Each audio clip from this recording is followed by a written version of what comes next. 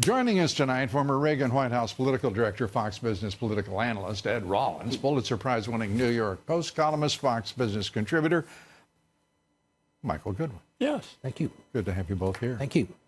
I thought she just did a bravura job of listening to Congressman Jordan. I think the expression is waxed the floor with her. He's very good, and he's been a tremendous asset to this whole investigation. But the bottom line is, where's the crime? Where is the crime? Impeachment is one of the most significant responsibilities any Congress has. It's only happened 3 times in the history of our country. Where is the crime? There's no crime. They've not laid out any crime. The big issue today is he didn't like Ukraine. That's what they came back with. He didn't like Ukraine. Excuse me. There's a lot of places in the world. This is the idiotic level of foreign policy right.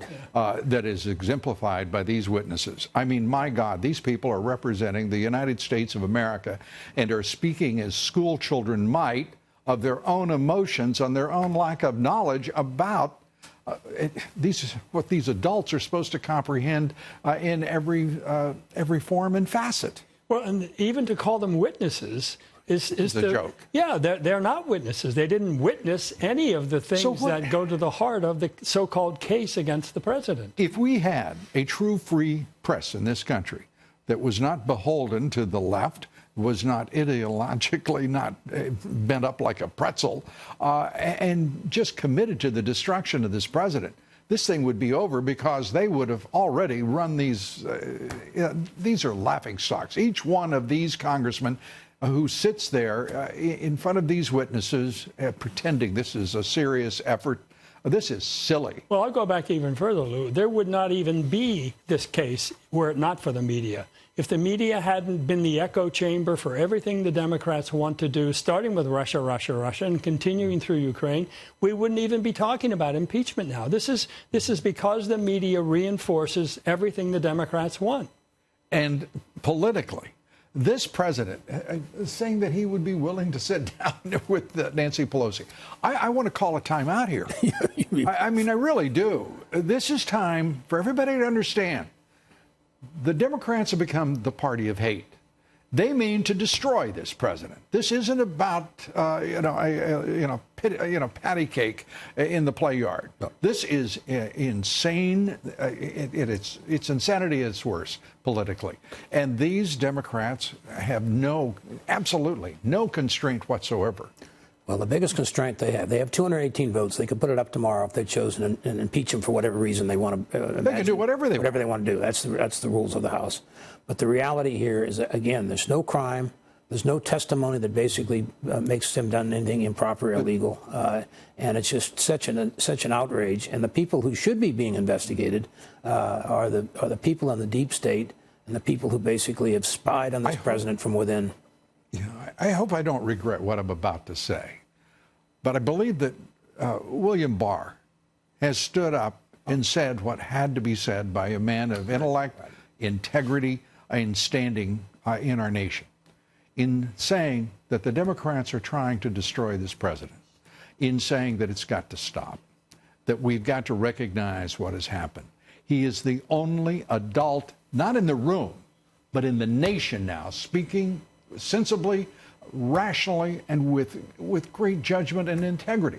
Yeah. And what was the response from the left? They want to impeach him, for God's sake. Yeah. This is madness, and it's got to stop. Well, look, if we weren't convinced by the Brett Kavanaugh travesty, this is the rerun of that. Only it's the game is more loaded this time. It's a rerun of the special counsel. It's the rerun of the insurance policy. And if I could just point out, I mean, one thing that Nancy Pelosi said, I think, this come and testify. She said, come basically and prove your innocence. How about this? Go to hell, Madam Speaker. That's what he should say. But it scares me to hear that he's talking about maybe he would consider it. I think it's a trap. It's a mistake. And you don't prove your innocence in America. You don't let them turn that into our system of justice. It wouldn't matter what he. No. The point being, it doesn't matter what he says. Yes. It doesn't matter, for God's sake, what he does. This is the most historic president in modern American history. Yes. And may well be the greatest in American history if he is permitted to achieve all that he can. But this is an effort because these Democrats hate this man. They hate the Republican Party. They know they can't beat him. They know that he's right and they're wrong. He's on the right side of history, and they are headed for the dustbin of history. Well, the speaker today or yesterday said what Nixon did was far less than this. She wasn't even in Washington. She didn't come to Washington until 1986. She was a housewife in San Francisco during Nixon's. I was part of the White House team.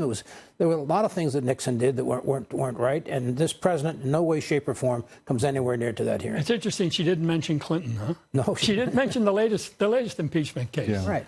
In mentioning all of this, this is a president who has such profound issues before him, right, in which this Congress should be, I mean, the arrogance of this woman to sit there and tell this man sitting in the White House that, you know, we might take this up after your impeachment, we might take up USMCA. I mean, where the hell do we find such people?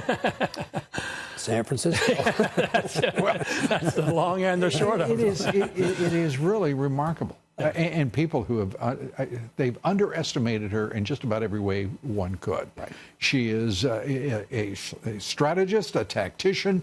She is tough as hell and meaner than most. Yeah. Well, all along she's played this role of trying to pull back, and then it was, let the investigations Let's determine. be bipartisan here. Right. And now finally, as I sort of the weekend, it's full cuckoo. I mean, she's don't forget, as I've said in this, Schiff is her pet rock.